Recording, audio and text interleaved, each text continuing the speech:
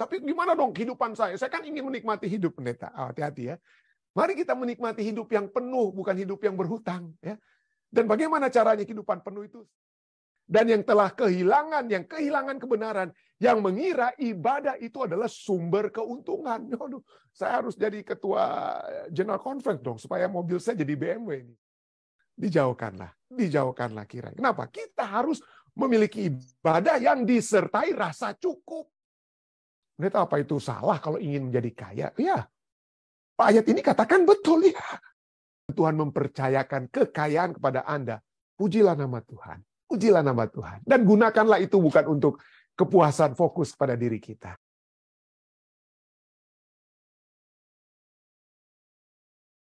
Dan dalam cara-cara bagaimana Anda dapat mengikuti dengan lebih baik apa yang firman ini ajarkan kepada Anda. Cara apa?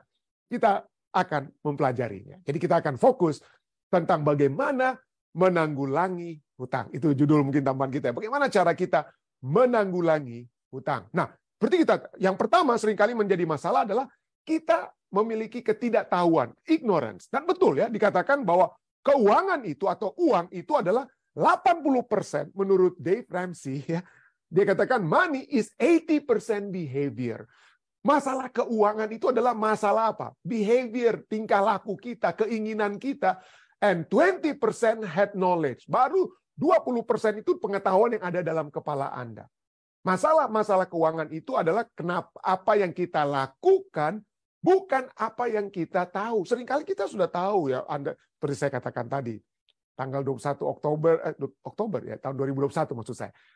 2021 saya sudah sedikit bahas tentang jangan berhutang dan lain sebagainya. Tapi dari tahun 2021 sampai tahun 2023 ini mungkin ada yang, aduh pendeta, walaupun sudah dengar pendeta sudah bilang waktu tahun 2021 bulan Oktober, tapi aduh masih. Nah ini masalahnya itu apa? Ini bukan di masalah pengetahuan. Masalah keuangan itu bukan masalah kita kurang pengetahuan. Begitu banyak Anda bisa Google, begitu banyak firman Tuhan bicara tentang jangan berhutang di kiri dan kanan ini ya. Tapi itu masalah cinta diri kita. Kita seringkali ya itulah jatuh bangun kita ya. Sudah tahu-tahu kita diminta untuk tidak cinta diri, tapi aduh begitu iPhone 14 muncul, aduh saya jadi tergoda. Aduh, begitu ada laptop yang baru yang lebih muncul ini atau sepatu yang baru ya, sepatu olahraga yang baru yang lebih udah digembar-gemborkan di surat kabar atau di advertensi TV. Aduh, saya jadi apa? Pengetahuan saya hilang semua ya. Yang mau itu apa? Keinginan saya, behavior saya yang muncul. Jadi tidak heran, saya pernah katakan ini tanggal bulan Oktober 2021 ya. Di dalam dunia ini menurut statement ini ya, Earl Wilson dia katakan ada 3 jenis manusia. Yang pertama adalah the have. Artinya the have adalah orang yang memiliki, itu adalah orang kaya. Jadi kelompok pertama ada orang yang betul-betul punya. Dia betul-betul punya, artinya dia punya kekayaan, dia punya harta benda, punya. Kelompok yang kedua adalah the have not, orang yang tidak punya. Itu adalah orang yang miskin, dia tidak punya banyak barang, dia tidak punya kekayaan. Tapi ini poin yang ketiga ini yang cukup lucu ya. Tetapi itu satu kenyataan ya. Yang kelompok ketiga ini bukan orang kaya yang punya, bukan orang miskin yang tidak punya, tetapi they have not paid for what they have. Artinya mereka adalah orang-orang yang belum membayar apa yang mereka punya. Jadi dengan kata lain, kepunyaan mereka itu adalah semuanya dari apa? Ya dari hutang. Jadi mereka ingin kelihatan keren dengan baju mereka, dengan sepatu mereka, dengan jam tangan mereka, dengan tas mereka dan lain sebagainya. Waduh, berhutanglah mereka dengan kartu kredit. Mereka pikir kartu kredit itu seperti bagaikan uang yang cuman apa ya? Yang buahnya itu muncul begitu saja begitu dari satu pohon ya. Tidak, kartu kredit atau pinjaman online di Indonesia itu Anda harus bayar. Itu bukan berarti itu datang dari awan-awan yang dicurahkan bagi Anda seperti air hujan. Tidak ya. Kita harus apa? Kita harus bayar ya. Tapi inilah ya, di Amerika ini waduh, pinjaman kartu kredit dan pinjaman hutang-hutang pribadi average Amerika, orang-orang Amerika yang berhutang itu 12,73 triliun dolar, bukan rupiah. Itu orang-orang yang berhutang dari segi apa ya? Tentu saja ada hutang kartu kredit mereka, hutang sekolah mereka, hutang mobil mereka, mortgage mereka, ya hutang kesehatan mereka itu 12,73 triliun. Ya, 12 7 dari 10 pasangan, yaitu 7 out of 10 couples, mereka tidak memiliki budget. Jadi memang ancur-ancuran keuangan mereka, 7 dari 10. 78 orang, 78% ya, dari 100 orang ada 78% orang itu yang living paycheck to paycheck. Ya, living paycheck to paycheck di Amerika Serikat ini ya. Dan 66% orang di Amerika, artinya 66% ini mayoritas, lebih daripada mayoritas. Dari 10 orang, 6 orang, hampir 7 orang, dari 10 orang, 7 orang di Amerika itu tidak memiliki kemampuan untuk membayar kalau ada emergency ke kesehatan mereka sebesar $1.000. Kalau saja mereka punya masalah kesehatan, mereka harus bayar $1.000, maka mereka tidak sanggup untuk membayar. Dan ini cukup menyedihkan ya, cukup menyedihkan. Kenapa? Karena tahun 2018 ada seorang ibu yang berusia 45 tahun, dia kakinya terjepit di kereta bawah tanah di Boston ya.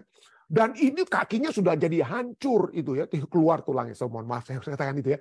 Tapi keluar tulangnya. Kenapa? Wanita itu walaupun dalam kesakitan terjepit kakinya di kereta api bawah tanah ya dengan kata lain, tapi dia tetap berteriak. Dikatakan apa? Jangan panggil ambulans, jangan panggil ambulans ya. Kenapa? I cannot afford that. Saya tidak akan sanggup membayar ambulans. Ya. Mahal mau bayar ambulans. Tolong bawa saja saya. Tolong bawa saya seret saja saya ke rumah sakit. Tapi jangan bawa ambulans untuk jemput saya. Kenapa? Karena kalau kita ke rumah sakit di Amerika, kadang-kadang rumah sakit itu bisa memberikan memberikan bantuan ya, charity. Jadi kita tidak bayar rumah sakitnya. Tetapi ambulans di Amerika Anda harus bayar. Siapapun Anda itu akan dikejar. Jadi itulah sebabnya wanita ini yang kakinya hancur di kereta api bawah tanah, dia tetap berteriak, jangan panggil ambulans. Jangan panggil ambulans. Sangat-sangat menyedihkan. Bagaimana dengan di Indonesia? Wah, mungkin di Indonesia data tentang yang berhutang itu tidak terlalu lengkap ya. Kenapa? Karena begitu banyak hutang-menghutang itu yang secara bawah tanah di Indonesia. Banyak rentenir ya, sehingga tidak ada data yang seperti di Amerika itu ya. Data dan juga berikutnya data berhutang di Indonesia karena yang punya kartu kredit di Indonesia itu tidak sebanyak seperti yang di Amerika. Tetapi tetap saja ada satu artikel yang cukup menarik. Tolong Anda Google baca artikel ini ya, artikel INMIA ya. Keterlilitan utang rumah tangga ya. Keterlilitan utang rumah tangga ditulis oleh Cuti Nurul Aida dan sahabat-sahabatnya ini di tahun 2019 ya. Orang Indonesia itu berutang walaupun datanya itu tidak begitu datanya tidak selengkap seperti di Amerika negara maju ini ya.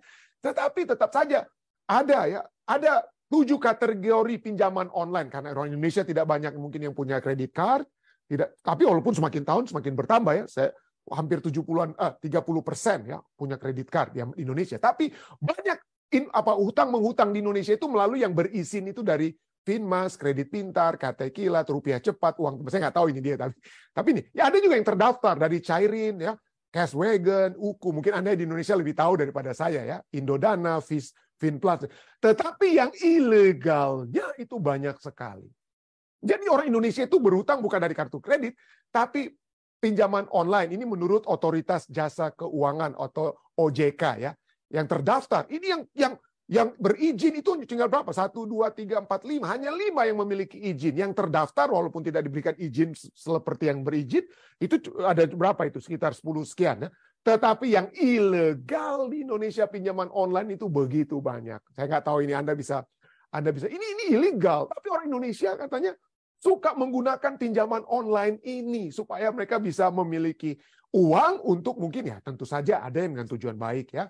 Ada orang tua atau keluarga yang sakit, mereka nggak bisa dapat yang dari yang berizin atau yang dari yang terdaftar. Akhirnya karena kepepet, ya mereka terpaksa pinjam dari yang ilegal. Tapi sangat disayangkan juga karena artikel ini menunjukkan bagaimana banyak orang Indonesia meminjam yang ilegal itu supaya punya cellphone atau handphone yang terbaru, pakaian yang terbaru, untuk mobil yang harus dicicil dan lain sebagainya. Tidak heran dalam artikel ini berbicara tentang dampak psikologis ini, bukan mereka ini di Indonesia dampak psikologis, kalau di Amerika begitu banyak datanya ya. Dampak negatif itu begitu hebat dari utang. Dampak negatif itu ya trauma, stres, depresi, gelisah, anxiety, tidak fokus bekerja, bahkan kehilangan kepercayaan diri, ya. Kehilangan kepercayaan diri. Beberapa penelitian empiris di sini katakan juga menjelaskan asosiasi antara beban hutang dengan kesejahteraan psikologis individu. Dan berdasarkan penelitian-penelitian di Amerika yang juga diterapkan di Indonesia dan didapati ada di Indonesia, dikatakan sering mereka yang melakukan pembayar mereka yang berhutang ini sering menderita depresi dan cenderung memiliki pemikiran untuk mengakhiri hidup. Orang yang berhutang itu, aduh, kalau sudah hebat terlilit hutang, dikejar-kejar hutang, apalagi dengan yang ilegal, mereka ambil apalah semua ya. Waduh, Anda salah satu yang dilakukan pinjaman online hutang, salah satu yang menurut artikel ini, Anda bisa di nama Anda itu dicantumkan secara online, Anda punya hutang dan sebagainya, itu Anda jadi sangat malu dan lain sebagainya. Akhirnya pikir-pikir untuk bunuh diri, bisa-bisa ya. Jadi kesehatan mental individu ya. Masalah signifikan lainnya adalah kesehatan mental individu yang menyebabkan individu kesulitan untuk mendapatkan pekerjaan yang stabil untuk membayar hutang mereka. Bayangkan kalau Anda berhutang tidak dapat bayar, penagih hutang yang Anda hutang secara pinjaman online ilegal itu kasih nama Anda di online. Lalu kalau Anda mau cari pekerjaan, mereka Google nama Anda, cari Anda di Facebook dan lain sebagainya. Anda orang yang berhutang dan lain sebagainya, siapa yang mau pekerjakan Anda? Jadi rame kan? Jadi rame. Nah itu di Indonesia. Tapi di Amerika memang sudah research after research menunjukkan bagaimana hubungan antara hutang itu dengan depresi, anxiety, stres, bahkan dengan apa? Keinginan untuk membunuh diri. Hebat sekali efek kesehatan gitu ya. Depresi, anxiety, hipertensi, darah tinggi itu berhubungan juga dengan apa ya? Kadang-kadang berhubung. Masalah sikap, tingkah laku anak-anak kita. Nah, kalau kita stres di rumah, berkelahi, dan anak-anak juga stres, anak-anak perlu kebutuhan ini, Anda tidak bisa bayar, dan lain sebagainya, stres anak-anak itu. Dan pada saat Anda berhutang, less likely to seek medical care. Kalau Anda berhutang, aduh bagaimana, sedangkan mau dibawa aja ambulans ke rumah sakit, Anda nggak mau, karena sudah banyak hutangnya dengan kata lain. Jadi inilah yang kita lihat. Kenapa? Mungkin tentu saja seperti pelajaran kita katakan oleh sebab mungkin kemalangan dapat terjadi. Tapi itu pun dapat apa? Pelajaran kita akan apa? Pelajaran kita akan dapat kita lihat, mencoba untuk membantu kita supaya kita keluar dari lubang. Tetapi menjadi masalah seringkali adalah ketamakan dan cinta diri. Kita tidak memiliki, betul saat ini puji Tuhan pendeta saya masih kerja. Ya, tapi kita minimal pelajaran Alkitab, saya sudah pernah katakan, Anda harus memiliki setelah Anda persembahan perpuluhan ya, persepuluhan dan persembahan, Anda minimal setiap pendapatan yang Anda peroleh, Anda harus simpan seperti Yusuf di masa apa? Di masa kecukupan di kitab Kejadian, apa yang terjadi waktu dia di Mesir? Dia simpan 20%, 1/5. Jadi pada saat Anda dapat paycheck, Anda harus bisa menyimpan 20%. Jadi buatlah budget Anda. Perpuluhan 10%, persembahan taruhlah 5%. Lalu langsung buat apa? Buat mungkin berikutnya adalah Anda punya biaya kalau bisa ya. Biaya untuk sewa rumah, biaya makanan ya, jangan biaya untuk restoran jangan dulu. Tapi kalau ada sisa, tapi poinnya kalau bisa bahkan sebelum biaya-biaya per bulan itu Anda harus menyisihkan 20% untuk di masa-masa kekeringan ya, 20% ya. Jadi yang sisa itu kurang lebih tinggal berapa ya kalau 15 plus 20 jadi tinggal 55 itulah untuk pengeluaran Anda. Pengeluaran Anda. Jadi kalau Anda sudah buat budget maka Anda akan melihat kalau saya sudah budget begini berarti saya nggak harus beli handphone yang terbaru dong pendeta ya. Oh ya, tunggu dulu sampai Anda punya simpanan dulu ya. 20% itu harus Anda apa? Harus Anda simpan kalau ada emergency kesehatan. Tapi poin berikutnya, tapi gimana dong kehidupan saya? Saya kan ingin menikmati hidup pendeta. Hati-hati ya. Mari kita menikmati hidup yang penuh, bukan hidup yang berhutang. Ya. Dan bagaimana caranya kehidupan penuh itu? 1 Timotius 6 ayat 6-9 katakan. Ya. Memang ibadah itu kalau disertai rasa cukup. Ini tadi ditanyakan di akhir pelajaran kita. Coba baca 1 Timotius 6 ayat 6-9 dan coba terapkan sekarang dalam kehidupan kita. Mari kita baca. Memang ibadah itu kalau disertai rasa cukup, memberi keuntungan besar. Sebab kita tidak membawa sesuatu apa ke dalam dunia, dan kita pun tidak dapat membawa apa-apa keluar. Waktu kita lahir, kita sudah sering katakan, kita telanjang. Waktu saya mati, iPhone 14 saya, mobil Mercy saya, atau BMW saya, atau tas saya, sepatu saya, itu nggak saya bawa ke kubur. Cuma satu pasang saya punya jas yang saya pakai. Satu pasang saya punya sepatu yang saya bawa. Ya. Jadi kalau sampai harus apa ya? Harus jor-joran dengan pakaian, sepatu, tas, jam tangan, dan lain sebagainya, itu apa Alkitab katakan? Kita tidak membawa sesuatu apa ke dalam dunia, kita pun tidak membawa apa-apa keluar. Asal ada makanan dan pakaian, cukuplah. Tetapi mereka yang ingin kaya terjatuh ke dalam pencobaan, ke dalam jerat, dan ke dalam berbagai-bagai nafsu yang hampa dan yang mencelakakan. Yang menenggelamkan manusia ke dalam keruntuhan dan kebinasaan. Ibadah betul, katakan apa? Kesalehan atau ibadah itu keuntungan yang besar. Ya. Ibadah, kesalehan, kesetiaan, bakti kepada Allah itu memberikan keuntungan besar. Mendengarkan suara Tuhan. Nah, tentu saja dari konteksnya ini ya, ada sedikit masalah yang terjadi yang sehingga Rasul Paulus menulis kepada Timotius, yaitu apa? Ada orang-orang yang apa ya, berada dalam ibadah, oke? Ada orang-orang yang guru-guru palsu di zaman itu yang menjadi pemimpin-pemimpin ibadah, tetapi dari ibadah itu mereka ingin mencari keuntungan besar. Dengan kata lain, saya untuk mendapatkan keuntungan besar, saya harus menjadi pimpinan, ya. Tapi dia menjadi pemimpin itu dengan tujuan untuk mencari keuntungan sebagai pimpinan organisasi dan lain sebagainya. Itulah sebabnya Rasul Paulus berbicara tentang kepalsuan ini bukan seperti Timotius, ya. Pendeta yang asli, ada pendeta yang palsu, ya, yang dikecam oleh Paulus. Nah, kita sudah baca ayat 6, ya. Ayat 5 berbicara tentang ini pendeta atau penginjil-penginjil yang palsu ini, yaitu orang-orang yang tidak lagi berpikiran sehat dan yang telah kehilangan kebenaran, yang mengira ibadah itu adalah sumber keuntungan. Aduh, saya harus jadi ketua General Conference dong supaya mobil saya jadi BMW ini supaya ya. Jadi itulah orang-orang yang tidak berpikiran sehat, yang kehilangan kebenaran, yang mengira bekerja sebagai pelayan Tuhan itu adalah sumber keuntungan. Dijauhkanlah kiranya. Rasul Paulus katakan apa? Yang ibadah yang betul, ya, bagi Rasul Paulus, ibadah yang betul itu adalah ibadah yang bagaimana? Yang keuntungan besar. Yang jika disertai rasa cukup. Jadi jangan kita ingin melayani Tuhan, pikir, waduh saya akan mendapat keuntungan besar. Tapi keuntungan besar itu oleh sebab Tuhan yang bersama kita, bukan supaya saya dapat tambahan-tambahan gaji dan lain sebagainya. Kalau saya jadi pimpinan ini, jadi pimpinan itu. Jadi hati-hati, jangan jadi menjadi orang yang tidak berpikiran sehat, yang telah kehilangan kebenaran karena kita mencoba mencari keuntungan dari ibadah kita. Ya, dari ibadah kita. Kalau saya katakan, saudara-saudara semua yang sudah hadir pada saat ini, tolong kirim dong uang ke saya supaya saya punya mobil yang baru. Aduh, dijauhkanlah kiranya. Kenapa? Kita harus memiliki ibadah yang disertai rasa cukup. Karena itulah keuntungan yang apa? Keuntungan yang besar jika ada rasa cukup. Contentment. Bahasa Grekanya autarkeia. Yaitu self-sufficiency, independence, contentment. Swasembada, kemandirian, kepuasan. Ya.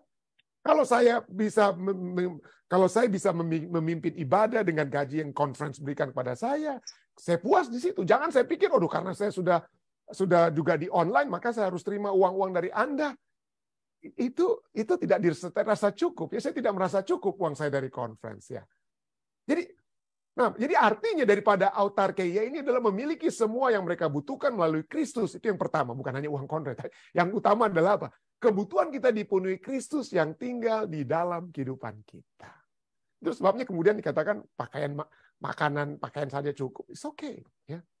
Jadi memiliki semua yang mereka butuhkan melalui Kristus yang tinggal di dalam kehidupan mereka. Nah, hanya 2 kali pemunculan kata autarkeia ini, rasa cukup. Ini muncul di 1 Timotius 6 ayat 6 dan 2 Korintus 9 ayat 8. 2 kali saja kata ini muncul, ya. 2 Korintus 9 ayat 8 katakan, dan Allah sanggup. Allah tidak dia. Allah sanggup melimpahkan segala kasih karunia kepada kamu. Melimpahkan segala kasih karunia kepada kamu, supaya kamu senantiasa berkecukupan, autarkeia, di dalam segala sesuatu, dan bala berlebihan di dalam berbagai kebajikan. Ya. Berbagai kebajikan. Jadi berkecukupan, autarkeia. Baik, jadi itu yang kita lihat, ya. pada saat ini. Mungkin ada satu suara mungkin yang boleh di-mute dulu, yang lainnya. Oke, terima kasih. Ya. Jadi berkecukupan, autarkes 1 Timotius 6 ayat 6 dan juga 2 Korintus 9 ayat 8. Nah, pertanyaannya, apa artinya rasa cukup? Apakah rasa cukup, saya harus beribadah, memimpin ibadah supaya mendapatkan keuntungan besar dengan rasa cukup? Artinya rasa cukup itu apakah itu kekuatan saya sebagai seorang pendeta, disiplin dalam diri saya untuk kuat dan tidak tergoda dengan materialisme? Hati-hati kalau kita hanya berkekuatan dengan diri kita sendiri ya. Karena siapapun kita mungkin 1 tahun pertama, 2 tahun pertama sampai 5, tapi kadang-kadang sebagai manusia kan seringkali kita tergoda juga ya. Pingin juga nih punya telepon yang terbaru, pingin juga punya sepatu yang terbaru atau barang yang terbaru. Seringkali kita gagal ya. Itu karena kita tidak mampu untuk memiliki kekuatan dalam diri kita sendiri. Itulah sebabnya rasa cukup itu adalah hasil dari iman. Rasa cukup itu adalah hasil dari iman kepada penyertaan Tuhan. Tuhan yang berkata dalam Matius 6 ayat 25 sampai 38, janganlah khawatir apa yang akan kamu makan, minum, khawatir akan tubuhmu, Bapamu di sorga tahu kebutuhan-kebutuhanmu. Carilah dahulu kerajaan Allah dan kebenaran. Kita sudah baca itu sering. Matius 6 ayat 25 sampai 34. Demikian juga Lukas 12. Jangan khawatir. Tuhan tahu. Tuhan akan memenuhi segala kebutuhan-kebutuhan kita. Itulah sebabnya Rasul Paulus yang sudah mengalami dari orang yang kaya, Rasul Paulus, dia alami semua itu. Kemudian dia dapat katakan apa dalam Filipi 4 ayat 11 sampai 12. Kukatakan ini bukan karena kekurangan, sebab aku telah belajar mencukupkan diri dalam segala keadaan. Aku tahu apa itu kekurangan dan aku tahu apa itu kelimpahan. Aku tahu waktu aku kaya itu bagaimana. Waktu aku miskin, aku tahu itu bagaimana keadaanku. Ya, tidak ada lagi rahasia. Dia pernah kenyang, pernah lapar, ya, pernah kelimpahan, pernah kekurangan. Tetapi dia telah belajar. Kenapa? Karena ada iman. Belajar untuk mempercayai Tuhan. Yang berkata kepadanya, jangan khawatir. Kalau kita memiliki rasa cukup, dikatakan ya, maka dikatakan ayat berikutnya katakan kita tidak mengetahui, kita tidak membawa sesuatu apapun dalam dunia, kita tidak membawa apapun keluar, asal ada makanan dan pakaian cukuplah. Kalau kita memiliki rasa cukup, kita tidak ingin menjadi kaya. Kita tidak ingin menjadi kaya. Nanti saya akan pelajari, ternyata apa itu salah kalau ingin menjadi kaya? Ya, ayat ini katakan betul ya. Kalau Anda ingin kaya itu Anda bermasalah. Ya. Mereka yang ingin kaya akan terjatuh ke dalam pencobaan, ke dalam jerat, dan ke dalam berbagai-bagai nafsu yang hampa dan yang mencelakakan, yang menenggelamkan manusia ke dalam keruntuhan dan kebinasaan. Jangan ingin kaya kalau kita tidak ingin menderita. Cukup, merasa cukup. Ya. Kenapa? Karena kita masuk dalam dunia dan keluar dari istilahnya beristirahat dari dalam dunia ini tanpa membawa apa-apa. Tidak ada satu statement katakannya. Tidak peduli seberapa besar rumah Anda, seberapa baru atau seberapa mewah rumah Anda, atau seberapa besar rekening bank Anda, kuburan saudara dan saya akan selalu berukuran sama. Anda tidak dapat membawa semuanya itu ke rumahmu, kekayaanmu, bank accountmu, kita tidak akan bawa ke dalam kuburan kita. Sama ukurannya. Ya. Sering kita mendengar orang memberikan seminar atau memberikan pernyataan, waduh, kita harus menjadi kaya. 3 reasons, kenapa Anda harus apa? Menjadi kaya. Tetapi seperti yang dikatakan oleh John Rockefeller, salah satu orang kaya di Amerika. If your only goal is to become rich, kalau hanya tujuanmu itu adalah menjadi orang kaya, you will never achieve it. Anda tidak akan apa? Mencapainya. Dan Anda pikir kalau kekayaan itu kan, tapi saya perlu kaya pendeta supaya saya jadi enak dan lain sebagainya. Jim Carrey, saya tidak sempat taruh dia, tapi saya pernah bawakan ini. Jim Carrey katakan kalau Anda pikir bahwa kekayaan, ketenaran, ini aktor Amerika Serikat yang terkenal yang kaya ya. Kalau Anda pikir kekayaan dan ketenaran itu akan membawakan kepuasan dalam kehidupan Anda, you should try and find it not. Anda harus coba dan Anda dapati bukan demikian keadaannya. Tapi itulah ya. Jadi kalau tujuan kita ini menjadi kaya, menurut Rockefeller, justru Anda tidak akan jadi kaya. Kalau Anda punya cita-cita jadi orang kaya, Anda tidak akan jadi kaya. Loh, bagaimana itu orang-orang yang kaya? Oh, orang-orang yang kaya itu kaya bukan karena mereka ingin kaya. Ini artikel yang sangat menarik, Anda tolong membaca ya. Anda ingin menjadi kaya, instead of trying to get rich, gantinya mencoba untuk menjadi kaya, lakukan hal ini. Dia kemudian cantumkan apa yang dilakukan oleh orang-orang kaya di dunia. Artikel ini bicara tentang Richard Branson, ya, Richard Branson dan orang-orang kaya yang terkenal di dunia lainnya. Ya, kalau kita lihat, Richard Branson itu kaya karena dia memiliki passion, dia memiliki satu kesukaan agar apa yang dia buat itu berhasil. Jadi dia melakukan yang terbaik dari sesuatu yang dia lakukan dengan sekuat tenaga, itu menurut orang dunia ya. Dengan sekuat tenaga, dengan pikiran yang dia tumpahkan, maka kekayaan itu hanyalah byproduct. Kekayaan itu adalah hanya merupakan hasil sampingan dari usahanya untuk menciptakan brand, untuk menciptakan satu image ataupun satu produk yang terbaik. Amazon, apapun itu dia ya, Tesla dan lain sebagainya.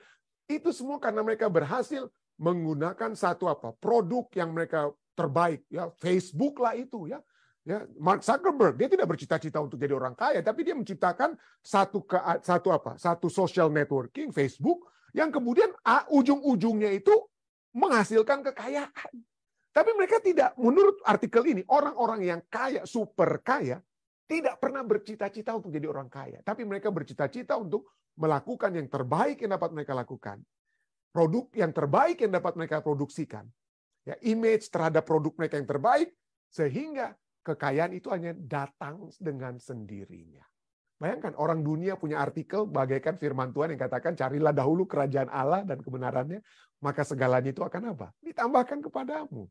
Nah, saya bukan berbicara ayat Matius 6 ayat 33 itu menyatakan, oh kita semua akan kaya kalau kita mencari kerajaan. Bukan, kaya bukan hanya dari segi uang ya. Kaya dalam iman, kaya dalam kedamaian, kaya dalam kesehatan, kaya dalam banyak berkat yang Tuhan dapat berikan. Tapi kalau Anda ingin kaya, lebih besar. Kalau Anda ibadah membawakan keuntungan besar, ibadah yang sejati, ibadah yang disertai rasa cukup, memberikan keuntungan besar, maka ingin kaya membawakan kerugian besar. Ayat 6. Mereka ingin kaya terjatuh ke dalam pencobaan, ke dalam jerat, ke dalam berbagai nafsu yang hampa, yang mencari manusia ke dalam keruntuhan dan kebinasaan. Rugi. Apalagi Anda firman Tuhan yang sudah beribadah, ya ruginya apa, pendeta? Oke, ini jawabannya. Anda rugi karena Anda mengabaikan instruksi dan tujuan Allah bagi kehidupan Anda yang berarti saat ini. Kita ingin kaya, ya udah. Kalau ingin kaya yang betul-betul ya kerjalah sampai nggak berhenti, bahkan nggak usah masuk gereja dengan kata bukan saya sedang bicara ironis ya atau apa ya. Tapi itulah ya. Kalau kita ingin memiliki hubungan dekat dengan Tuhan, maka jangan tanggung-tanggung. Kita tidak bisa menyembah Tuhan dan uang, ya. Tidak bisa menyembah Allah dan mamon, ya. Jadi kalau kita ingin menyembah Tuhan, jangan abaikan instruksi tujuan Allah bagi kehidupan yang berarti saat ini. Ya. Karena kalau kita ingin kaya, maka kita rugi. Ya. Yang kedua, menuntun kepada kebinasaan kekal bukannya saat ini, tapi nantinya. Jadi ingin kaya, terjatuh pencobaan ke dalam jerat, ke dalam berbagai nafsu yang hampa dan yang mencelakakan, yang menenggelamkan manusia ke dalam keruntuhan dan kebinasaan. Kebinasaan kekal nantinya. Jadi bayangkan, kita ingin kaya, seringkali kita kita akan susah di dunia saat ini dan tidak dapat dunia baru nantinya. Jadi rugi besar. Rugi hebat kalau ingin kaya. Kalau kita melakukan yang terbaik, Anda bekerja dengan sebaik-baiknya, memiliki produksi dengan kekuatan surga, Anda berpikir bukan untuk kaya, tapi kalau saya melakukan yang terbaik, kalau Tuhan memberikan berkat, itu berkat dapat saya berikan untuk pekerjaan Tuhan, membantu sesama, dan Tuhan mempercayakan kekayaan kepada Anda. Pujilah nama Tuhan. Pujilah nama Tuhan. Dan gunakanlah itu bukan untuk kepuasan fokus pada diri kita. Puji Tuhan. Ya, puji Tuhan. Kalau kita tidak gunakan kekayaan untuk kepujian kemuliaan nama Tuhan, kita hanya akan memiliki kerugian besar. Kita sudah baca sampai ayat 10, sampai ayat 9. Ayat 10 kemudian katakan, karena akar segala kejahatan ialah cinta uang. Sebab oleh memburu uanglah beberapa orang telah menyimpang dari iman dan menyiksa dirinya dengan berbagai-bagai duka. Saya berdoa, kiranya kita mencari lebih dahulu kerajaan Allah ya. Jangan khawatir, percayakan. Puaskanlah dengan apa yang ada. Puaskanlah dengan apa yang ada. Lakukan, tetap bekerja yang terbaik. Kalau Tuhan berikan kekayaan, puji Tuhan. Kalaupun tidak, puas dengan apa yang ada. Ya. Jangan kejar uang. Jangan kejar uang. Karena kalau kita mengejar uang, kita menyiksa diri kita dengan berbagai-bagai duka. Dan itu adalah satu kerugian besar. Saya berdoa kiranya kerugian besar ini tidak menjadi bagian kita. Tapi yang kita miliki adalah keuntungan besar. Saat kita memiliki hubungan yang dekat dengan Tuhan. Dengan kehidupan yang memiliki rasa puas bersama-sama dengan Tuhan. Saya bawa ini dalam nama Yesus. Amin.